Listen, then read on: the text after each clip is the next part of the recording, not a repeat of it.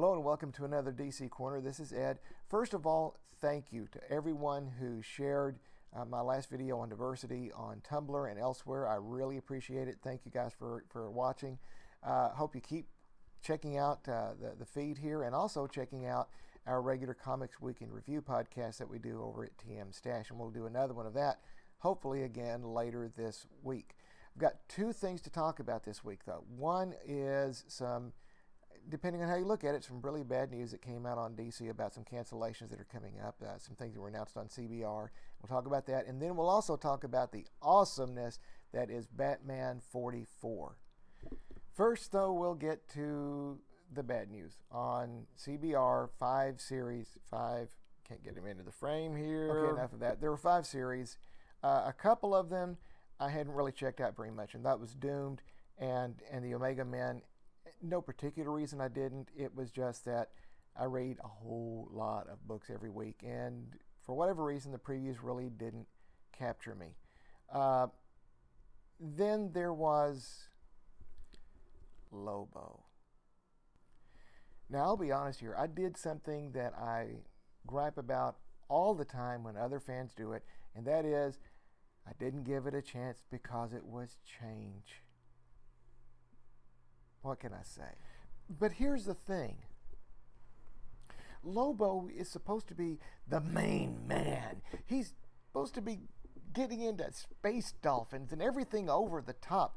He's not supposed to be this cold, cool killing machine that we've turned him into. And I just never could get into it because he is not my Lobo. As in, hashtag not my Lobo. Okay, that's enough for bad jokes and John Oliver ripoffs, but it really wasn't anything I could get into. The other 2 books, though, I was really sad about because I wanted to get into them. I wanted them to be great, and they weren't bad. They just didn't grab enough of an audience. Let's talk about those right now. The first one is Gotham by Midnight. Now, I really wanted this to be good. I'm a big fan of Ben Templesmith's art. It's very strange. It's very eerie.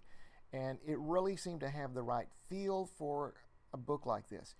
I couldn't get into the script as much, and that's sort of strange because the characters were a great setup for it, and especially the Spectre. And I'm a big fan of the Spectre, partly because he's a Golden Age character, and I love all the Golden Age characters.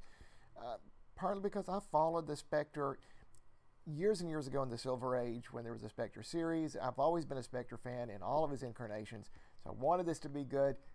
Couldn't get into it, and unfortunately it looks like I wasn't alone, and that's a shame because this deserved a better chance than it got. Now the other one is JLU, which originally was going to be called Justice League Canada, and was even referred to that a little bit in the storyline. Here's where I had the biggest sadness with this one. I've been a fan of Adam Strange and Alana Strange since I was a kid. Okay, and you know I've been reading comics for a long time. In fact, a little over 50 years.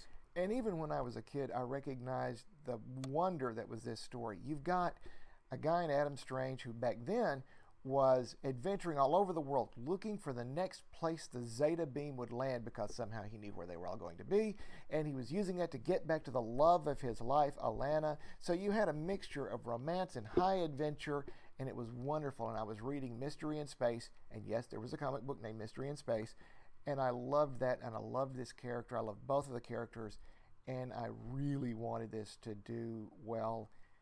I'm sorry it didn't do well enough. But again, how many Justice League books can you keep going? Unfortunately, it looks like not enough to keep JLU going. But that's 5 books. They're all going away at different times here. Hopefully there will be some other things that will continue to go well. We'll see. Thankfully, there's something better we can discuss this week. So let's get to that. Batman 44. Check out the cover here.